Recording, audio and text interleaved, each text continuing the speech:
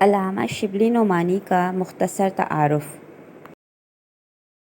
شبلی نعمانی کا اصل نام محمد شبلی تھا۔ وہ 1857 میں اعظم گڑھ کے ایک نواحی قصبے میں پیدا ہوئے۔ آپ کی تعلیم و تربیت نہایت پاکیزہ ماحول اور اس دور کے اعلیٰ ترین درسگاہوں میں ہوئی۔ وہ 1882 میں علی گڑھ کالج کے شعبہ عربی سے منسلک ہو گئے۔ یہاں سر سید احمد خان اور دوسرے صاحبان علم و فن کی صحبت میں بیٹھنے کا موقع ملا، جس نے ان کی فکر کو وسعت دی اور ذوق کو نکھارا۔ انہوں نے سیرت و سوانح نگاری کے ساتھ علمی اور ادبی موضوعات پر کئی کتابیں لکھیں۔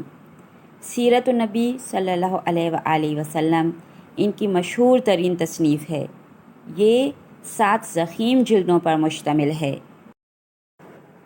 سیرت النبی کی 2 جلدیں علامہ شبلی نعمانی نے لکھی تھیں کہ ان کا انتقال ہو گیا۔ باقی جلدیں ان کے شاگرد سید سلیمان ندوی نے مکمل کیں۔ شبلی کی دیگر تصانیف میں شعر العجم، الفاروق، سیرت النعمان، موازنہ انیس و دبیر اور الغزالی بہت مشہور ہیں۔